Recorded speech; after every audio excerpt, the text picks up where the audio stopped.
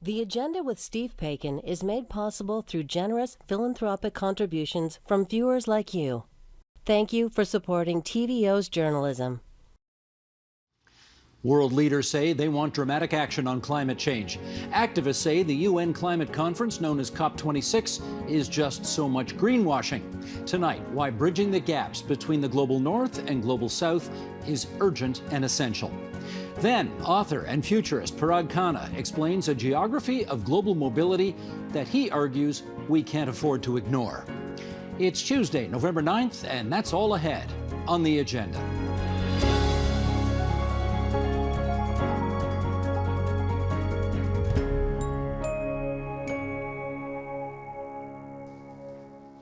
Confronting the climate crisis will require a global effort. Events such as the annual United Nations climate change conferences, including the one currently underway in Glasgow, Scotland, acknowledge that.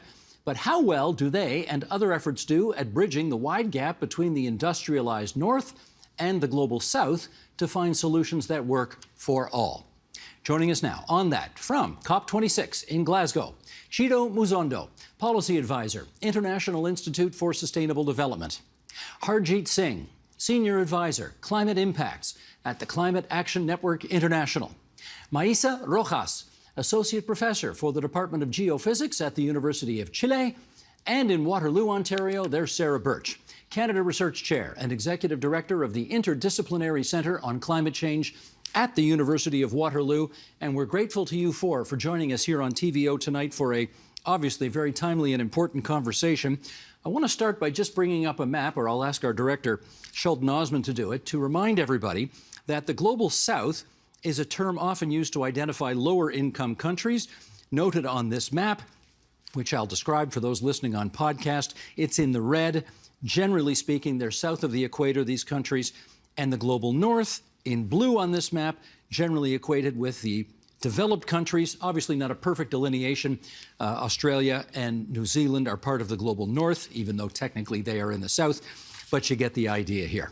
Now, you are all from different parts of the world, so let's start with some examples of how climate change is affecting the various regions that you come from. Harjeet, why don't you start us off? The effects of climate change in India are what? Well, we are already seeing huge challenges when it comes to climate change impacts, and India is highly vulnerable. It has 7,500-kilometer long coastline, and we have seen devastating floods, cyclones, and droughts, which has affected millions of people. And as we speak, every year, millions of people are now being pushed out of their homes. And the kinds of disasters people are facing, one after the other, they get very little time to recover from the previous one, and the next one hits them hard, and really makes them far more vulnerable to future disasters. Chido, and how people about? Are losing their homes, income stops. Understood. Chido, how about in South Africa? Thanks. So in South Africa, mostly climate change is affecting two key things: higher temperatures and a reduction in rainfall, which impacts already depleted water resources. And this has contributed and is contributing and will continue to do so to droughts in the country. South Africa is also highly dependent on climate-sensitive sectors such as agriculture and forestry. So an increase in temperature and reductions in rainfall threaten the productivity of these sectors. And Maisa, how about in Chile? Yes, actually quite similar to South Africa. Drought is definitely the worst impact we have had for over 10 years now, something that we call a mega drought. If you add then hot temperatures, loads of weather that gives fire propensity as well, and our mountains with glaciers, we are also losing the water that we're getting from glaciers. And Sarah, would you say that we are experiencing climate change in the same way that countries in the global south are, those of us here in Canada? Not in the same way, no. So Canada won't escape unscathed from climate change impacts. And we know from recent assessments that, in fact, climate is warming twice as fast here in Canada as it is compared to the global average. However, the most important thing to keep in mind is that climate change puts stress on top of other pre-existing stressors. So we have the financial resources, the institutions that we need to grapple with those changes as they unfold, those heat waves, floods, fires, and that sort of thing. So we're not without impacts, but we have those crucial resources for responding to them. Understood. Let's bring up another graphic here so that we can review with our viewers and listeners some of the historical carbon emission records of some of the bigger players on this. So again, Sheldon, I'll ask you to bring this up. The United States has, of course, emitted more carbon than any other country to date. It is responsible for 25% of historical emissions. Next in line are the 27 countries of the European Union, plus the UK, which we now have to say, which are responsible for 22% of global CO2 emissions. Meanwhile, China's historical contributions are estimated to be around 12.7%. By contrast, the contributions of African countries, 3% combined, relative to the continent's population size, has been very small. And similarly, India at 3% and Brazil at less than 1% have not been large contributors to global emissions in a historical sense. But let's pick up the conversation there. Chido, let me ask you, is there any debate that the countries that have historically put the most CO2 into the atmosphere are not the ones that are feeling the impacts of it the most? No, I mean, there's no debate around that. That is a fact, and the graphic that we saw on the screen puts that plainly. And I think the thing that we need to be looking at specifically at the current COP is conversations around what the global North can do to help the global South to cope with the impacts of climate change, given the fact that most developing countries or countries in the global South are least equipped to deal with some of the effects, and as you said, also sort of have contributed less. So definitely, that's a fact. And Maisa, let me do my due diligence here, and I'll ask you the same question. Is there any debate about this anymore? I don't think there is, although remember that the latest IPCC report says that climate change is affecting every region of the world. So that means really every inhabited regions and even regions where we don't live as humans. The difference is, as was said before, is that the hazards are there, but the vulnerability and the exposures are different. And that's why the Global South requires help to cope with those impacts. All right, Sarah, when we go back to that chart, there's no question the more developed countries have been more responsible for historic emissions to date. But when we look at recent emissions, how might that chart look different if we took that into account only? Well, it's changing quite rapidly. And so I think we need to add some nuance here. You know, one is, where is Canada in that historical picture? And of course, because we have a fairly low population, we don't rank among the highest historical emitters. But per capita, we're actually number one. You know, if we gather together the emissions we've produced historically and divide it by the number of people who live here, we're unfortunately have the distinction of being on the top of the heap. But now emissions are shifting. Emissions in the global north are actually relatively level and even declining, and the proportions are almost flipping. So whereas we did see the global south responsible for about a third of total emissions and the global north 2/3, that's almost entirely flipped now. But that's for a couple of particular reasons, and that is the enormous emissions from China and India. So the emissions from those countries have been growing rapidly and are now going to be responsible for a large portion of climate change impacts going forward. Okay, we had a little trouble with Harjeet's line, so I want to circle back and just ask him that last question again. And that is, any debate in your mind, Harjeet, that the countries that have historically added the most CO2 to our atmosphere are actually not the ones where the impacts are being felt the most?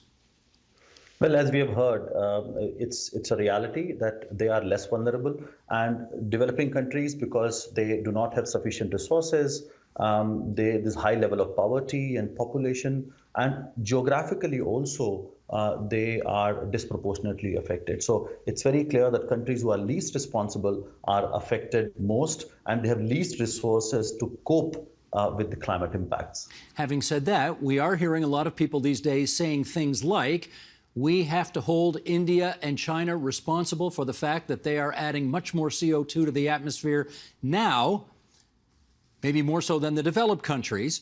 And I guess my question for you is, do you think it's fair that India and China be lumped into that same bucket together?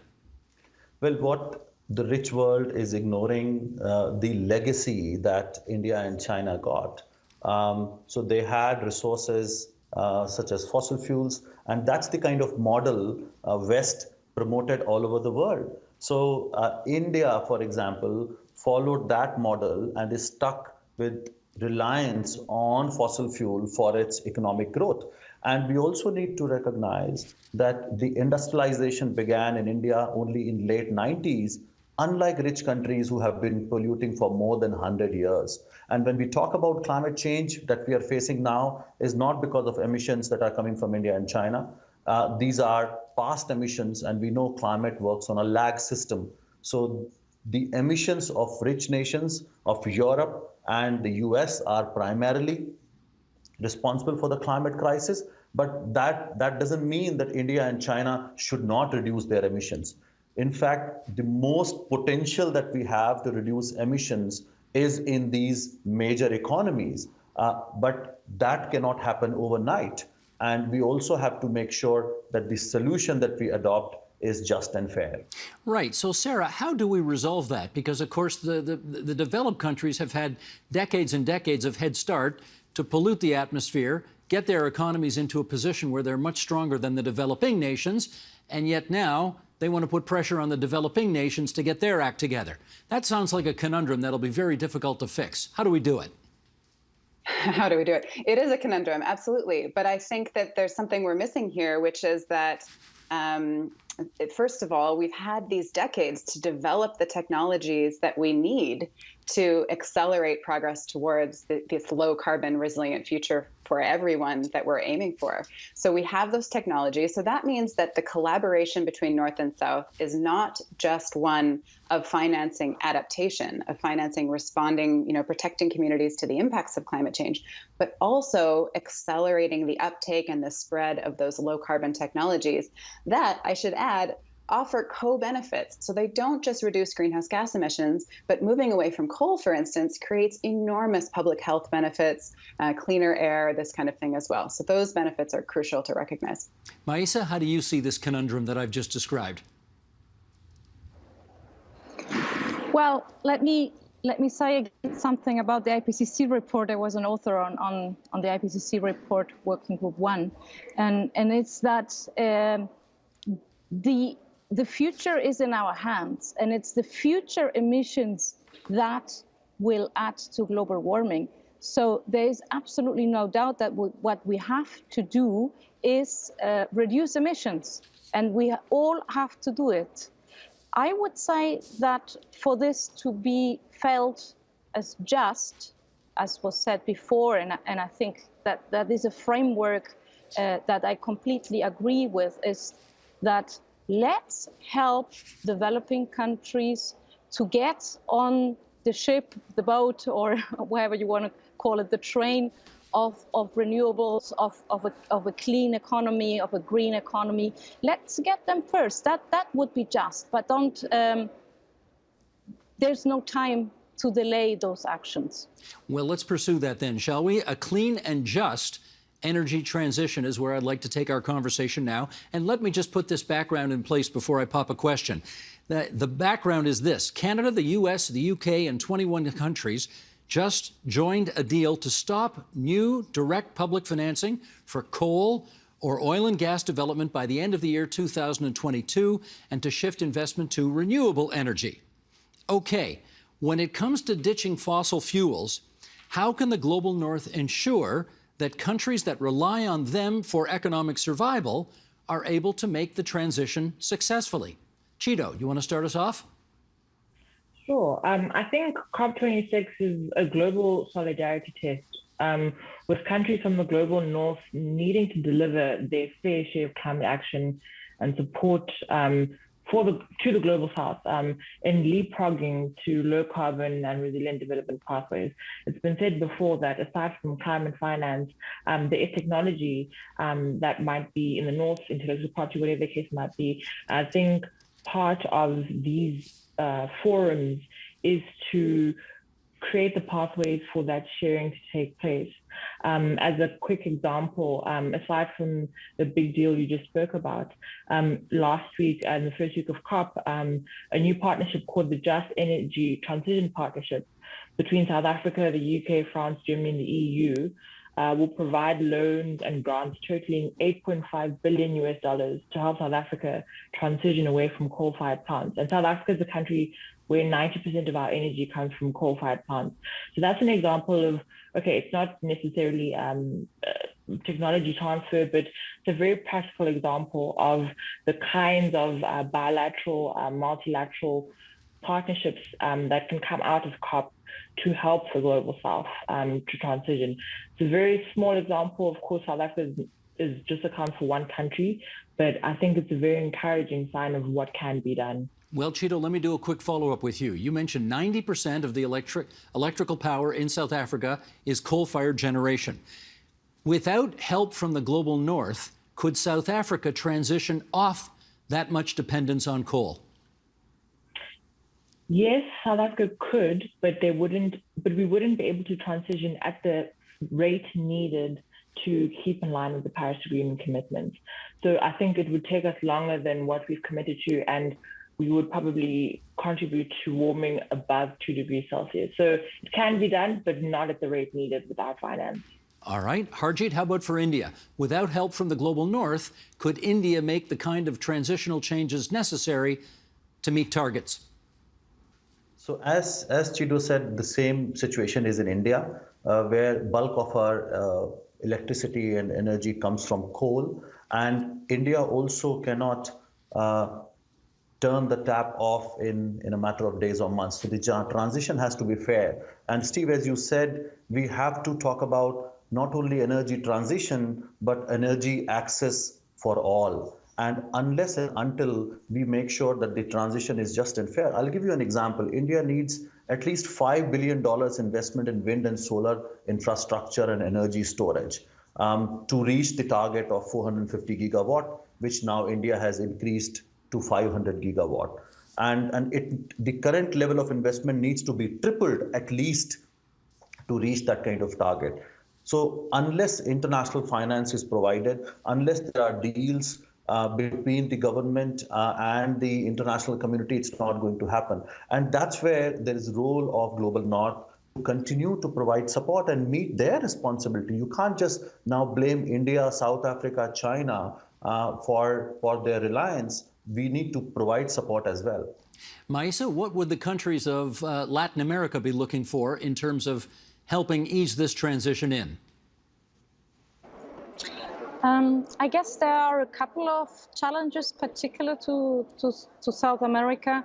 Well, in the case of Chile, we don't have fossil fuels, which for a long time was a really terrible situation. Now it seems like it's lucky because it has helped that transition towards renewable energy to occur really fast. But I would say, in general, many of the other countries will require help in doing that transition fast towards renewable. The beauty about renewable energies is that every country has them, right? Every country in the world has a potential kind of renewable energies.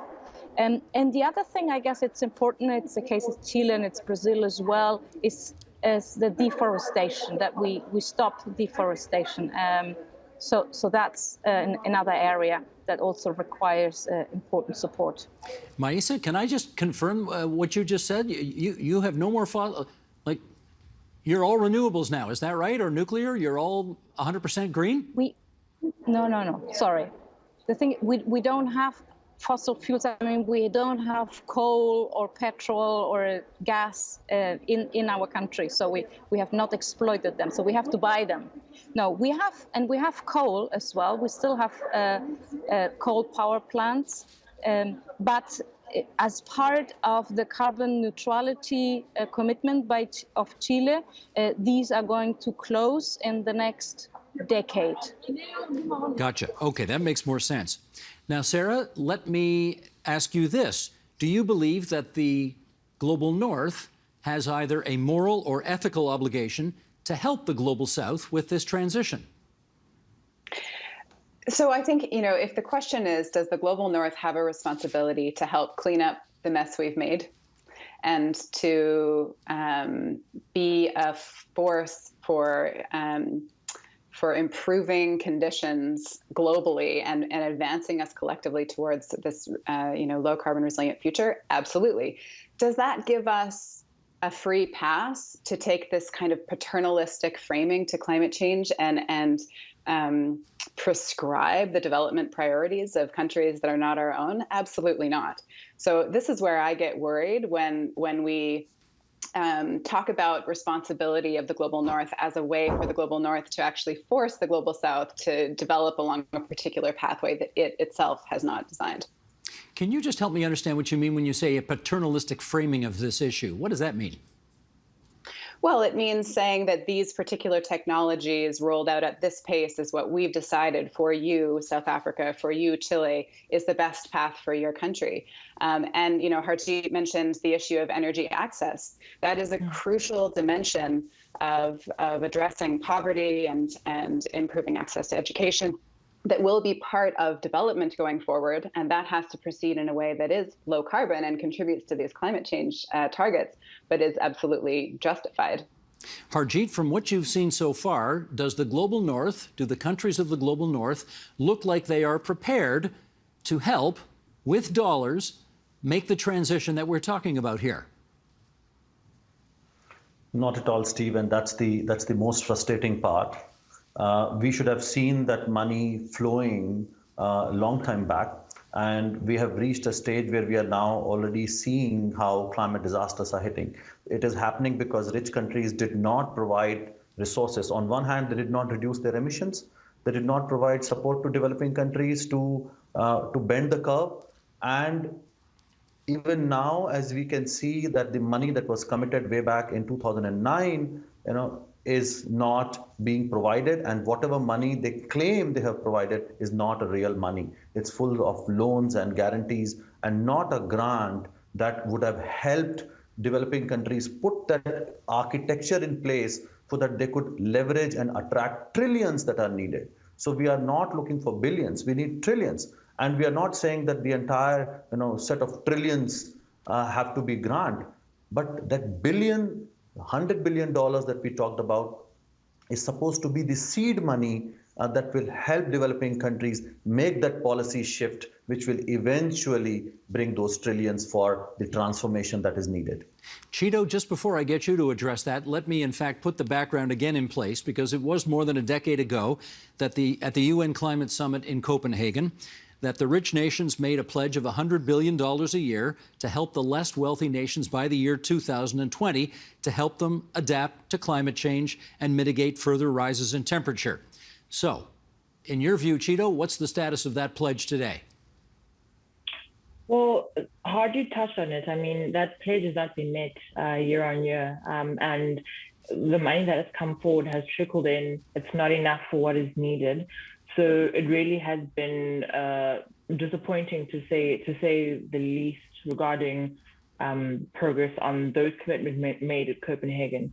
And we're hoping that what comes out of Glasgow will be more actionable and will be targets that countries of the global global north, or developed economies, however you want to refer to them, will meet and will stand by. But Harjeet basically said it all.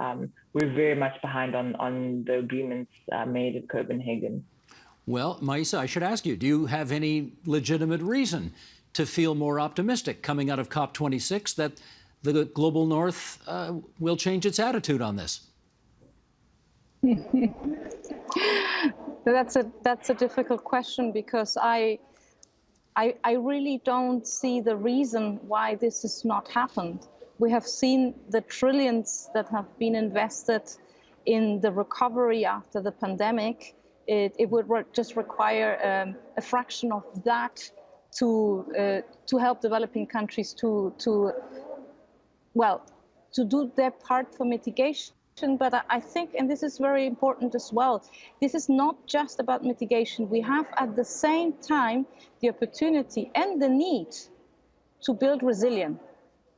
And that part, which is it's less quantifiable, it's not tons of carbon, I think has been for too long sort of the small brother or the small sister or the more ignored part of this discussion. And I think that if there's something that the pandemic has shown us, it's that the whole world, and it's not just the developing world, really requires resilience to all these shocks that are occurring now, and they will continue to occur, as we know that when further warming, every bit of warming will continue to increase those impacts. All right, but Sarah, I suspect the finance ministers of the global north are probably arguing something along the lines of this. We've just been through 19 months of the worst global pandemic in 100 years. We have spent trillions of dollars developing a vaccine, getting the vaccine out there, putting income support programs in place for people in business to make sure that they could withstand the ravages of this thing. And now you're after us for trillions more for this, and we don't have it. What's the response to that argument? The cost of the pandemic will pale in comparison to the costs of climate change. That would be my response to that. And out of the last week, we have seen an interesting announcement, I think, from our Minister Guilbeault here in Canada. We've just recently doubled Canadians' contributions to this $100 billion dollar pledge to adaptation finance, which. To put a bit of a critical lens on that, there have been assessments that have said that even that is still a quarter of our fair share as Canadians to adaptation in the global south. Nonetheless, we have this $5.3 billion commitment by the Canadian government, which now 20% of that has been tagged for biodiversity protection and nature-based solutions, which has been a really interesting turn of events, I think, in this COP, this renewed focus on the value of nature. Well, Harjeet, they're talking money this week. How optimistic are you that they're going to find a way out of this? Well, honestly, I'm not, because we have seen they had a clear opportunity to meet the $100 billion commitment well before the COP. They could not deliver. As I said, they are still close to just $80 billion, and we know that money missing, and that is causing a lot of distrust between developed and developing countries. Okay, I want to get one more item on the table here, at least one anyway, before we wrap up, and that is bias in scientific publishing. The UK-based climate science website called Carbon Brief published a study last month highlighting what looked to be some pretty severe publishing bias when it comes to researchers in the South. And again, Sheldon Osmond, if you would, let's bring this chart up here. The Carbon Brief study looked at 100 of the most highly cited climate research papers between the years 2016 and 2020. And here's what they found. Fewer than 1% of the authors were based in the nations of Africa. Only 12 of the papers had a female lead researcher. 90% of the scientists affiliated with institutions from North America, Europe, or Australia. And none of the papers was led by a scientist from Africa or South America. Now, Maisa, can I get you in here? Why does this matter? Sure. Well, as I just mentioned, I was a coordinating lead author of the Working Group 1 report of the IPCC that was published in August. And there is indeed, you can see of the 240 authors, they are from 64 countries, but there is still a very important underrepresentation of women. So we were only 28% of women, and from the authors from the global south as well. Why is this important? Because almost a third of the report has actually regional information. You do want to give the decision makers information for particular regions, but it is the authors that have the best information on their own region. And if they're not represented there, then it makes it very difficult that we can assess properly what is happening in every region of the world. So I would say it's one of the problems. Chido, could you follow up on that? What do we lose if we have as unrepresentative a sampling as I've just described when trying to report these facts? I think we lose, as has been said, I think we lose the nuances that come from local researchers. I think it's also very problematic to have work on the global south that is done by European or North American researchers, because by and large, they might live in an area for a specific time or do research in a specific area, but I feel like you lose sort of the colors that come from having somebody who is local really to that region. We've got just a few minutes left here, and I do want to get one last thing on the record, and that is Greta Thunberg, as she often does, has made a lot of headlines around the world by saying that already, even though we haven't got to the finish line yet, but already COP26 is a failure, and it was just a PR exercise.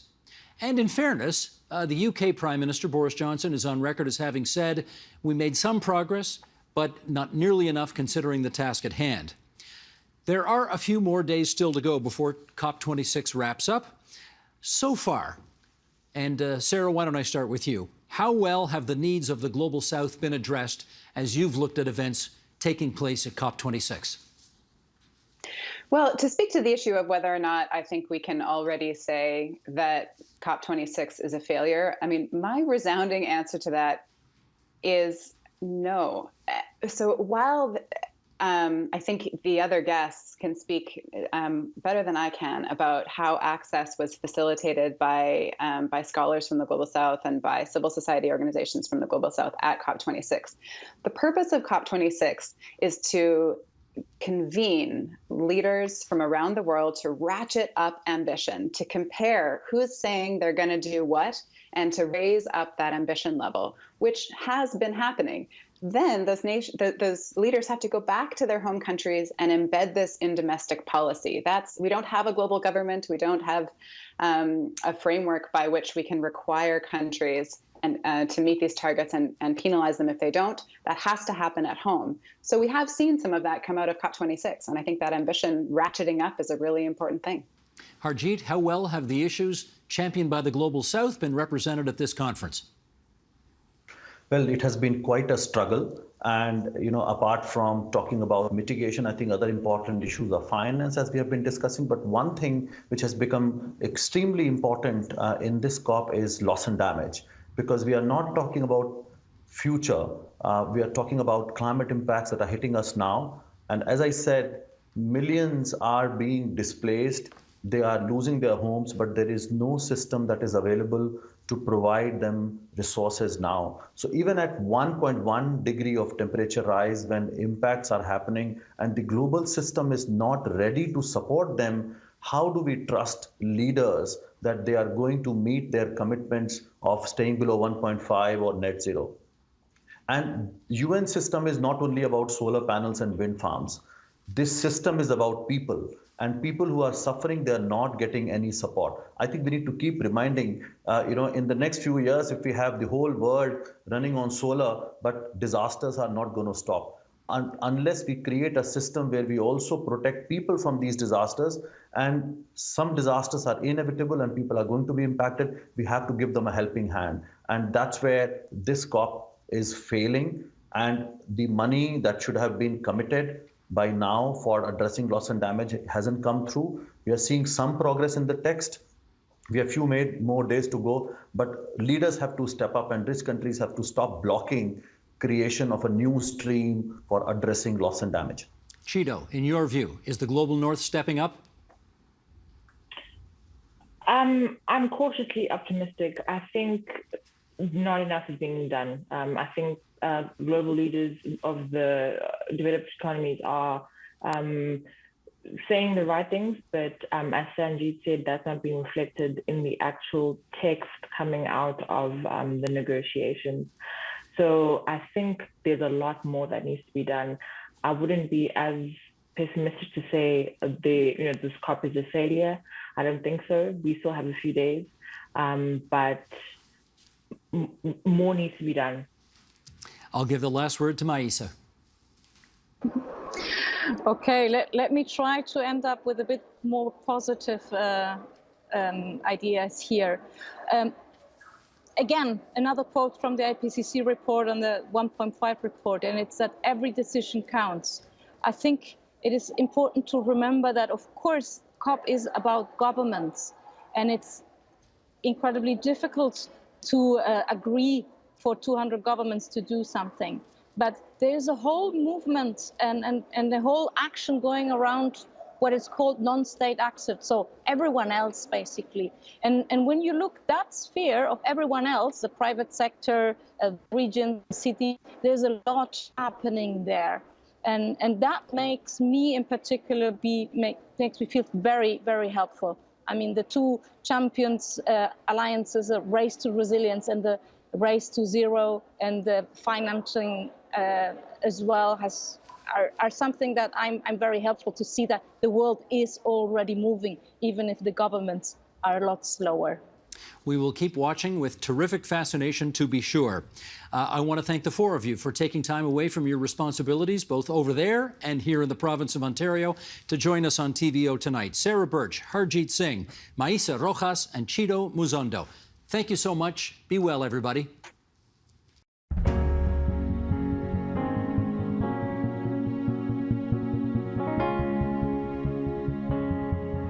It's said that change is the only constant, and that is definitely the picture that emerges from futurist Parag Khanna's new book. It's called Move, The Forces Uprooting Us, and it is a geography of the coming decades that most certainly focuses the mind. Parag Khanna is founder and managing partner of the data and strategic advisory firm FutureMap, and he joins us now 13 hours ahead of us in Singapore for more. Parag, it's great to have you on the program again. How are you doing? I'm doing very well. It's so nice to see you again, Steve. Pleasure is ours. Let me just read an excerpt of the book to get us started here. Sheldon, if you would, let's bring this up and everybody can read along with. Mass migrations are inevitable, you write, and more than ever, they are necessary. In the coming decades, entire overpopulated regions of the world might be abandoned, while some depopulated territories may gain massively in population and become new civilizational centers. If you are lucky enough to be someplace from which you do not have to migrate, such as Canada or Russia, then chances are that migrants are coming your way. To paraphrase Lenin, you may not be interested in migration, but migration is interested in you. Very nicely said. Move, you have written amid a pandemic with very little movement. It's interesting. What makes you so confident that this migration that you're anticipating is actually going to happen? Well, Steve, because it has been happening. In fact, we've been migrating, we've been moving, we've been nomadic for more than 100,000 years. When we think of ourselves as a sedentary people, it's really in the last couple of hundred years that we've become an industrial and sedentary civilization. But more importantly, over the last couple of centuries, really, the forces that compel us to move have been accumulating. First of all, you have to look at demographic issues, the labor imbalances and labor shortages, the gap between young and old in our countries and globally. That's very often been something that pulls hundreds of millions of people to countries that have those shortages. Well, we have them right now in a very extreme way. Then, of course, there's economic crises, there's conflicts, genocides, expulsions, civil wars, and of course, there's technology. Where a factory is closed because of automation, people move away. Where remote work is possible, people move to places they might enjoy that are lower cost and they can work remotely. And then there's climate change. So if you take every one of these factors, whether it's demographic, political, economic, technological, or climatological, every one of those forces, Steve, is in overdrive right now. So why do I think we're going to have more mass migration? Well, we've been heading in that direction cumulatively for centuries, and it's all going to continue after this pandemic. Okay, that was my follow-up. You don't think COVID-19 is going to affect what has been transpiring for all those thousands of years? I mean, despite the fact that our lives have been remarkably disrupted over the last year and a half. Well, we've had pandemics before. We've had the Black Death, we've had plagues and so forth. And of course, again, new patterns of behavior, new patterns of mobility emerge. And we're already experiencing those patterns. There's a couple of things we have to remember, Steve. It is neat and tidy to characterize the last 2 years as a total lockdown in which no human beings moved. That's not true. What actually happened is that, in fact, many people moved back to where they came from, for example. And in my story in this book, it's not just about moving away from where you came from. It's movement in whatever direction for whatever reason. And it's the story of how we're always adjusting to new realities. So, for example, millions of South Asian guest workers from India and Pakistan moved during the pandemic. They went from the UAE and Saudi Arabia back home. If you're from New Zealand, Steve, you're still waiting online in a queue to get back home because you want to go back to New Zealand, but they only have a limited number of quarantine hotel rooms available on any given day. So people are moving all the time. Americans have been moving in record numbers during the so-called lockdown because of remote work. So in fact, underneath this surface, we have plenty of dynamism and agitation going on. And of course, the pandemic says nothing about climate change, which of course is in this century the biggest driver of mass migrations. And of course, the fact that we had a temporary lockdown and the skies cleared over some polluted countries for a couple of weeks has not really changed where we're going on climate change. And that's not a pretty picture. Mm-hmm. You just gave us a long list of reasons why people move to different places around the world. You moved to Singapore. Is the reason you moved to Singapore on that list that you just gave us? Well, the thing is that we're always looking for the right mix of factors and virtues and attributes, and very few places are perfect. So you can move to a place like Singapore because it's a very safe country, a very good government, a great place for professionals and families, a hyper-connected place as well, and in the heart of Asia. But you wouldn't necessarily move here because it's the most climatologically propitious place. We live on the equator.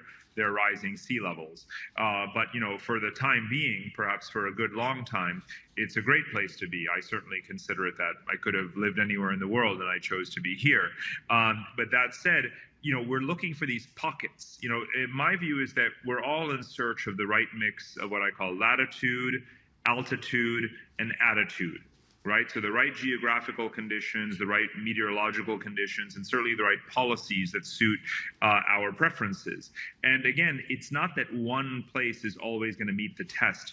When I started writing this story, I thought it would be a much more linear kind of narrative. People will move from region X to region Y. What I realized in the end over the course of all the research is that actually we're going to keep on moving.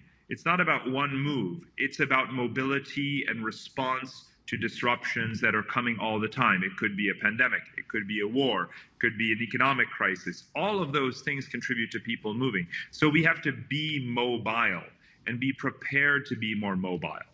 Well, believe it or not, one of the reasons we have repeatedly asked you to come back on this program has nothing to do with the fact that you're always very bullish on Canada. You happen to be bullish on Canada, and in fact, here's you in the Globe and Mail saying the Canadian dream is reliable. Both today and tomorrow, a burdened 21st century Canadians should bear with pride. Can you elaborate on what you like about Canada and why you think it's such a terrific destination? Sure, and I guess you could consider me an objective voice because I'm not Canadian. Mm-hmm. I've only been to Canada certainly less than 10 times in my entire life. So, you know, I take an analytical approach to these issues. Obviously, again, let's think latitude, altitude, and attitude, right? Canada does tick a lot of those boxes, certainly on the latitude and again, the other virtues as well. And, you know, you've just come out of an election where the fact that you are a mass migration country, a country that is taking in 400,000 new migrants every single year, a far higher proportion annually of your own population, about 1%, than any other country in the world is doing. And you're doing so voluntarily as a matter of strategic economic policy and without a major backlash is quite unique. So I consider Canada an absolute role model, not just some kind of fanciful future dream, but a place that's getting it right now. So I hold up Canada in this way, which again, I think is an objective characterization. So for those who are lucky enough to move to Canada, despite what I just said earlier, that could be a one-way ticket. It could be that the hundreds of thousands of people who are moving to Canada every single year may choose never to leave Canada. There may not be a better place in the 21st century, and I honestly believe that. I wonder if you have a thought, and I hear this frequently, particularly from people who are from outside Canada, who are always wondering, where are the riots in your streets from people protesting against the kind of immigration you just described? And the fact is, yes, there are some people in the country, obviously, who are opposed to these high levels of immigration, but relatively few, considering how potentially controversial this issue could be. Do you have a sense about why we don't seem to be rioting in the streets over this issue? Well, let me first make a general statement about Western societies, which is that we give far too much attention to those minority voices that are the radicals, xenophobes, and populists and nationalists. Let's remember that their ideology and that their program and agenda for government always fails. So you can just watch them flame out as they have done in Italy, for example. The far right in Germany is much the same. It's happening in Eastern Europe now also, because ultimately the forces of supply and demand and demographics always prevail. Countries realize that they actually need young people, that they need to engage in this war for young talent.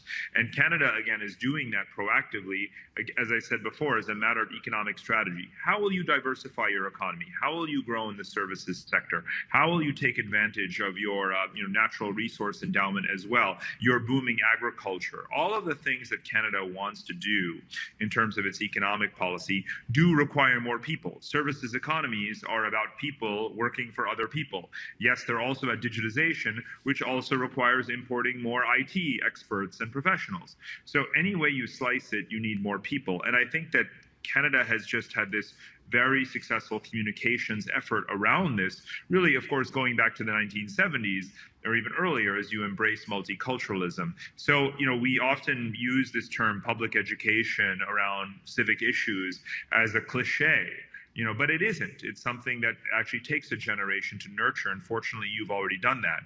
It's not impossible for other countries, but you can see how even places like the United Kingdom that have historically been enriched by migration and have been immigrant societies and magnets, when you don't cultivate that public awareness about the benefits, you can have severe backsliding. And that's very self-destructive, as we've seen in the aftermath of Brexit and now during the pandemic with their shortages of medical workers, truck drivers, just about everything.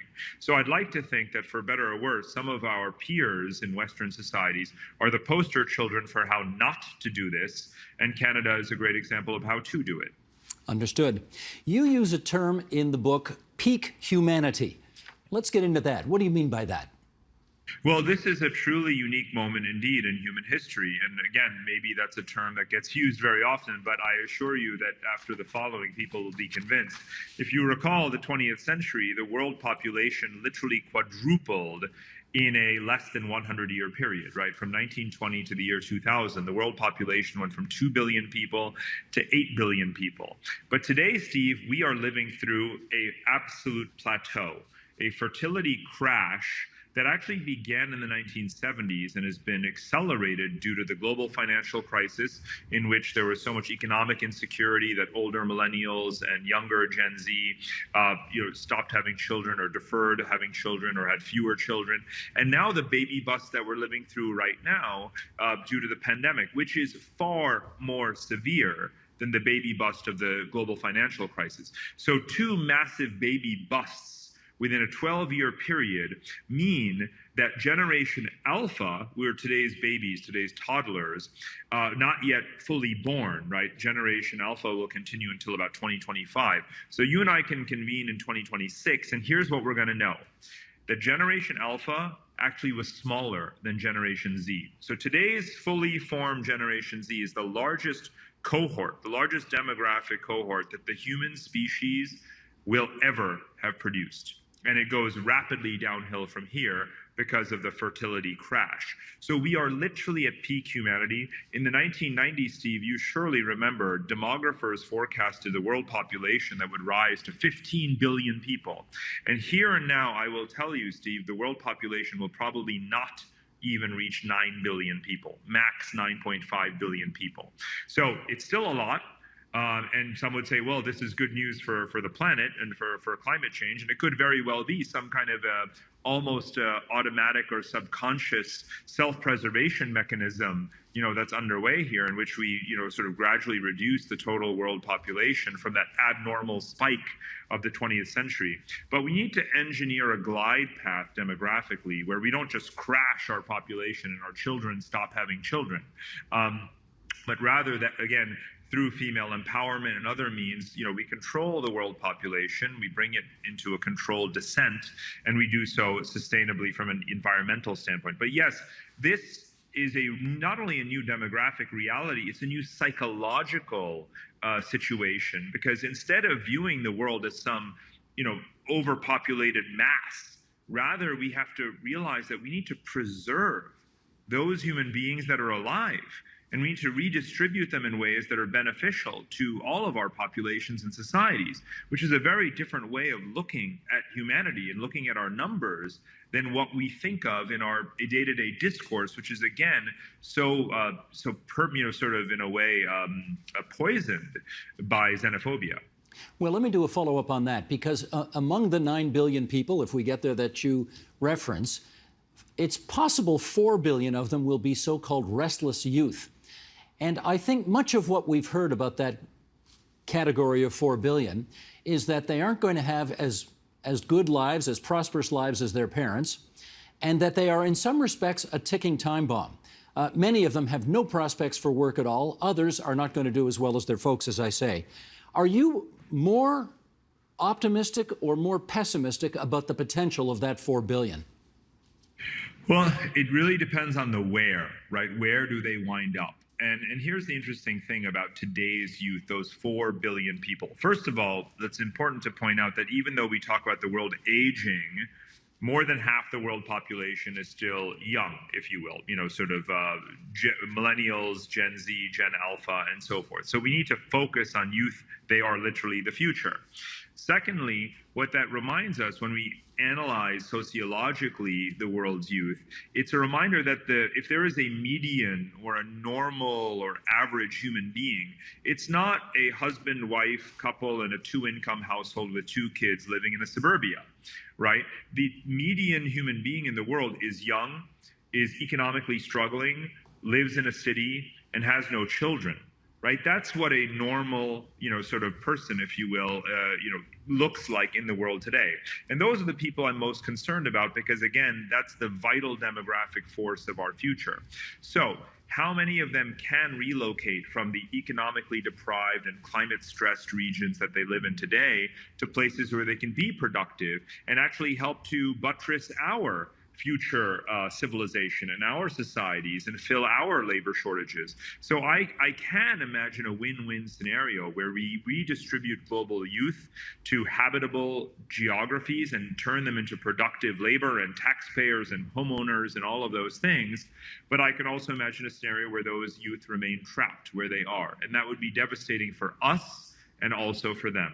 Let me pick up on that word habitable, and we'll finish up on this, which is particularly timely given that COP26 is happening in Scotland right now, and a huge chunk of your book has to do with the impact climate change is going to have on various geographical regions in this world. Can you take us through how you imagine the next quarter century unfolding in terms of the physical changes this planet will experience because of climate change? Well, we have to prepare for the worst, because the promises made in terms of climate mitigation at COP26 and its precursor summits are to a large degree too little, too late. And I think we know that when we see the data, the atmospheric data, that really betrays the notion that we're making radical advancements in our climate mitigation investments. So I advocate focusing much more on climate adaptation, which is to say, again, how do we invest in resilient infrastructure, mobile infrastructure, seawalls and barriers, relocating, obviously, lots of people, on hydroponic agriculture. All of these sorts of things represent investments in adaptation, and we need to invest a lot more in that. Right now, adaptation only gets about 6% of climate-related investments, which is itself not enough. And so along the way, over the next quarter century, as you suggested, we're going to continue to see very radical changes in our topography in the world and in our climate, in our atmosphere, and we have to adjust to it. Please remember, Steve, that even if we were to cease all emissions today, even if we were to undertake radical geoengineering measures, the climate is a complex system. It doesn't snap back and suddenly appear to be what it was in 1800 or 1900 or 2000. It's going to evolve in new directions. The places that have been completely obliterated by drought are not suddenly going to experience massive rainfall starting tomorrow. We need to either move technologies to those people where they need them, or move those people to places where there are resources. And that, to me, is the simple, two-step formula, if you will, to preserving our humanity amidst the radical changes that our climate is experiencing, thanks to us, unfortunately. And just finally, what is the one region of the world that you think will feel the impact of all of what you've just described most immediately? Well, it's going to be South Asia, which is, again, a really perverse irony because it's the most populated region of the entire world. India alone now has about the same number of people as China. If you add in Pakistan and Bangladesh, that's obviously far, far more. So you're talking about roughly 1.8 billion people who live in severely climate-stressed subcontinent, whether it is droughts, floods, desertification, and other factors. So I worry a lot, in particular, about the South Asian population broadly. So I focus a lot on them and their future movements to North America, to Europe, and also northward into Central Asia and Russia. Are there ever days where you just don't want to get out of bed? I mean, this is a very frightening future that you are painting a picture of, potentially. Well, I mean, I've also voted with my feet, so for now I find myself in a very secure place, but who knows, maybe one day I'll be your neighbor. Well, you do like Canada, so if that happens, I look forward to it because I always enjoy our conversations. Parag, thanks so much for coming onto the agenda tonight. The name of the book, once again, is Move, and we are delighted that it has brought Parag Khanna back to our airwaves tonight from Singapore. You be well, and thanks so much for joining us. Thank you. Always such a pleasure. And that is the agenda for Tuesday, November 9th, 2021. The provincial government just announced a $15 an hour minimum wage beginning in the new year, including for waitstaff in restaurants. Tomorrow, we'll ask, should that change how people tip? I'm Steve Paikin. Thanks for watching TVO, for joining us online at tvo.org, and we'll see you again tomorrow. The Agenda with Steve Paikin is made possible through generous philanthropic contributions from viewers like you. Thank you for supporting TVO's journalism.